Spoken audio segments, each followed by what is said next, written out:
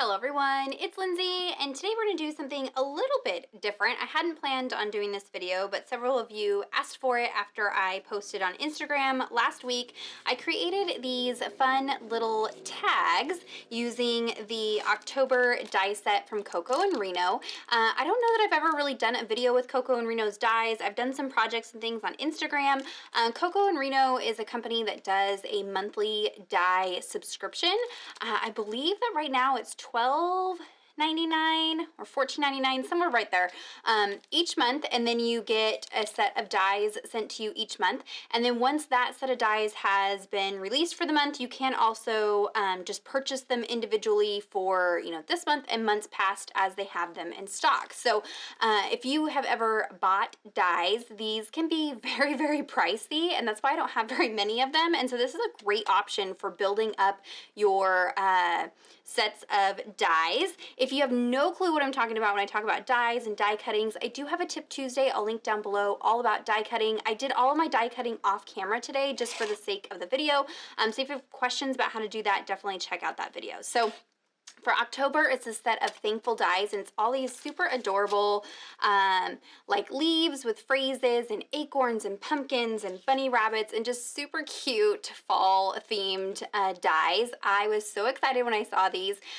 They've been sending me some of their dies for review and to do projects with, and I just think they're super cute, and I thought these would be great for Gratitude Documented coming up. But before that, I wanted to create some tags that I could add to baked goods. My goal this fall is to give out some baked goods and just make a point to kind of gift some things and do some neighborly things for some friends and some people that I know. And so by adding these to little packages of baked goods, I thought would be really, really fun. So I created these, shared them on my Instagram, and then a bunch of you asked for a process video on how to create these. So I did go ahead and use the Rebecca kit from Felicity Jane to do another set of these tags. And so I went ahead and did these all off camera because it really is very simple to put together. I did want to show you how I did the paper piecing. If you can see, this little pumpkin here has, two different pattern papers happening in there. Same thing with this one that says autumn. It's two different pattern papers, and then I actually went in and like colored on top of the paper. So I wanted to show you how I did that and the inking and all that goodness. So like I said, I'm using the Rebecca collection from Felicity Jane, so I will have everything linked down below for you. I love the fall patterns with this fun pop of cheetah, and then it's got some gray, oranges, and yellows and things like that. So let's go ahead and scoot this aside. Now what I've done is I've used a variety of dies. I do have a nested tag die. This is kind of a staple for me. I'll link it down below for you. This is actually from scrapbook.com, but all of the rest of the dies that I used are from Coco Reno, and I believe that these are still available in the shop. So I did use the lace die. That is this one that's kind of peeking back behind this cute little bunny rabbit. So I used one of these, and this, like I said, this all comes in one set. There's several dies in here. I also used this layered flowers die set. It does come with flowers and leaves. I mean, just look at how many dies come in this one die set. This is awesome. So you can kind of layer up the detail piece and the background piece, and then it does come with some leaves and things as well. And so I went ahead and cut those leaves out of some solid papers, and I'm going to use those to kind of embellish some of those pieces. But let me go ahead and show you how I do the layering. And so let me go ahead and put you on fast forward, and I'll kind of do the voiceover as I piece these together. Okay, so one of the tricks with paper piecing like this is you do want to cut your images out of two different pattern papers. So you can see I have this acorn. I cut it out twice, one in that floral paper and then one in the wood grain paper. And these particular dies have all these little pieces, so you need to save those as well to do this technique. And then I just have a piece of white cardstock. I'm just laying down a little bit of tape runner to it and then sticking my base image down. So this is going to be my main image. And then now I can go ahead and fill in those little heart pieces. So I have one of these quick stick tools. It has like stickiness at one end. And so I can just go in and pick up the hearts in the wood grained paper. So this is why you need to cut it out twice. And depending on how you cut them apart and use them, you can get two die cut pieces out of these images, but with the acorns I do end up going in and cutting them apart, which you'll see here in a second. There's a variety of different ways that you can adhere these together. You could go ahead and apply adhesive to the back instead of adding adhesive to that white cardstock. You could add double-sided adhesive sheets to the back of the paper before you run it through your die cutting machine, whatever works best for you, but this just was quickest for me. And then I'm just going to take some scissors and hand cut out the top of that acorn piece and layer it over the top of the floral image. So here's where you can see I don't quite get, 2 acorns out of these 2 pieces since I'm kind of hacking them apart. But the other ones that you don't cut apart, you can get 2 images from. So there's a look at that. We're not quite done. I do use my powder tool just over the top of it to remove any stickiness from any adhesive that might be exposed, since I did just add, a swatch of that adhesive to the cardstock before I started sticking things down.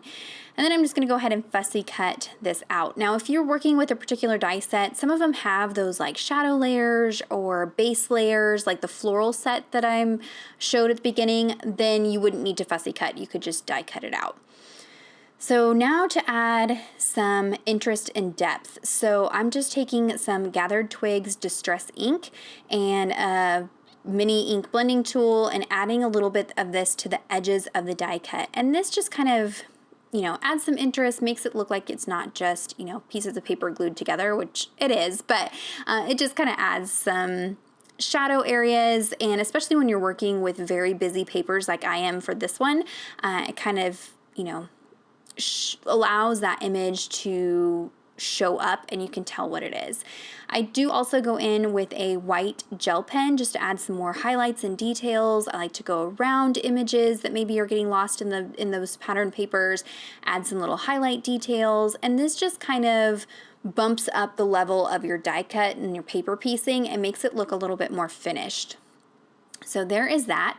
Now here is a tag. I just went ahead and cut it out with that nested tag die using some craft cardstock. And then same thing, I'm taking that Gathered Twigs Distress ink and just inking up the edges of the tag. I didn't do this on the original set and I don't know why. I should have, because this again just adds some finishing details to that tag. Now Distress ink is water reactive, it's not permanent. So if these are something you're gonna be like mailing or something like that, just keep in mind if they get wet, that ink is going to run. Just using a little bit of washi tape from Felicity Jane, and then now we can go ahead and start layering. That pumpkin that says I love fall, it was the exact same technique as the acorn, just die cutting it twice out of that orange paper and the leopard print paper, and then paper piecing on the white cardstock and cutting it out, inking it up. Nothing fancy, exact same steps that I did with the acorn. And then those leaves were just cut out of some yellow paper and inked up with the Gathered Twigs Distress ink as well. So now I can just layer everything up, figure out where I want it, glue it down, and we're good to go. So this does take a little bit of time to put together, I'm not gonna lie, but if you kind of get assembly line style, it's not too bad. Maybe do it in a couple sittings, that's what I did, that seems to help. For this more delicate gather die, I did find that I needed to run it through my die cutting machine twice to get a good cutout, and I'm just using tape runner on the back, but like I said, you could use a glue pen, you could use double-sided adhesive on the paper before you run it through, whatever works for you. And then I'm just sure to run that powder tool over it to cover up any stickiness that might be exposed. Since these are tags that are going on a package, you'll be able to see the back, so I am going to add a little bit of washi to the back just to finish it off. And just some finishing touches there. I am going to go in with a white gel pen and outline this word gather. What you'll see in the final photos is I actually go back in with a black pen and do this over the top because I didn't like how the white was, and I also add some black detail to that pumpkin because it does say I love fall, but it kind of gets lost in that leopard print. But I had to have the leopard print. It was just way too cute. I'm going to finish this up with some leather string that I got from the Target Dollar Spot years ago. It's just been in my stash, and just pull that through the top, and then now I've got my little tag. So for all those tags, it's the exact same technique, just paper piecing, cutting them out of multiple different papers, and inking everything together. So you can see how those came together. I love them. I think they're super cute. If you have any questions about the process or comments, be sure to leave those down below. Check out the description box for links to everything that I used, including the papers from Felicity Jane and the dies from Coco Reno. Give this video a thumbs up if you enjoyed it, and subscribe to my channel if you're not already subscribed. And until next time, thank you so much. Bye-bye.